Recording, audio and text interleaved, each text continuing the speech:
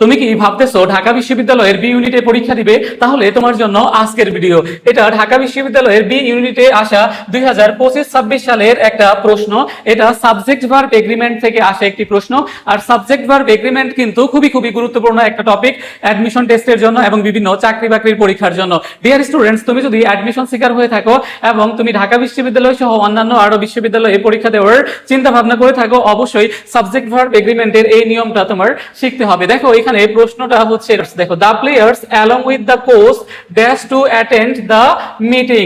এখন এই ক্ষেত্রে দেখো প্রশ্ন দেওয়া আছে আর required, requires, was required, is required. এখন এই ক্ষেত্রে দেখো যে কোন বিষয়টা হবে।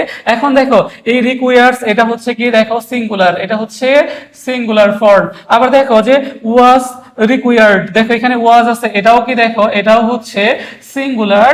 আবার দেখো ইজটাও হচ্ছে কি, দেখো এখানে সিঙ্গুলার।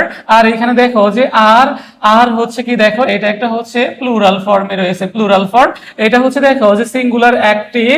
আর দেখো এটা সিঙ্গুলার প্যাসিভ, এটাও সিঙ্গুলার কি, দেখো যে প্যাসিভ, কিন্তু এটা প্লুরাল প্যাসিভ মোডে রয়েছে। এখন এই ক্ষেত্রে আমাদের কোন উত্তরটা সঠিক হবে? দেখো the players along with the coach dash to attend the meeting. এখন এই ক্ষেত্রে দেখো কি রয়েছে, অ্যালং উইথ রয়েছে। এটাই হলো সবথেকে গুরুত্বপূর্ণ একটা বিষয়। তুমি যদি দেখো যে কোনো সেন্টেন্সে কি থাকে, দেখো যে অ্যাজ ওয়েল অ্যাজ যদি থাকে, দেখো অ্যাজ ওয়েল অ্যাজ, তারপরে দেখো যে অ্যালং উইথ, দেখো অ্যালং উইথ, তারপরে দেখো শুধু উইথ, তারপরে দেখো যে টুগেদার উইথ, দেখো টুগেদার উইথ, তারপরে দেখো যে including, excluding, accept, and not, not less than. এই বিষয়গুলো একটু মাথায় রাখবা। তাহলে as well as, along with, তারপরে with, together with, including, excluding, accept, and not, not less than, এগুলা যদি থাকে দেখো যে আমাদের সর্বদা মনে রাখতে হবে এগুলার কি অনুযায়ী করতে হবে। দেখো পূর্বের সাবজেক্ট অনুযায়ী দেখো যে ভার্ব হবে, দেখো পূর্বের সাবজেক্ট অনুযায়ী,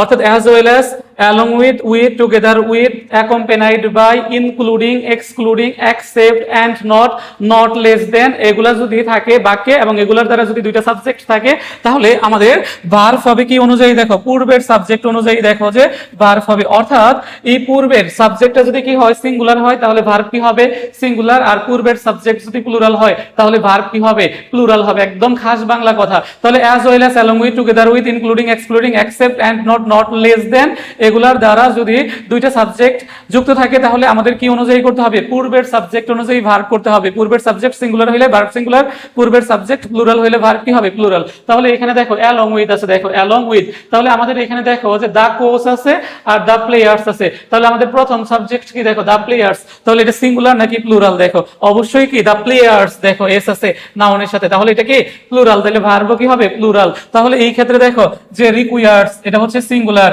তারপর দেখো ওয়াজ রিকোয়ার্ড, এটা হচ্ছে কি সিঙ্গুলার, দেখো ওয়াজ।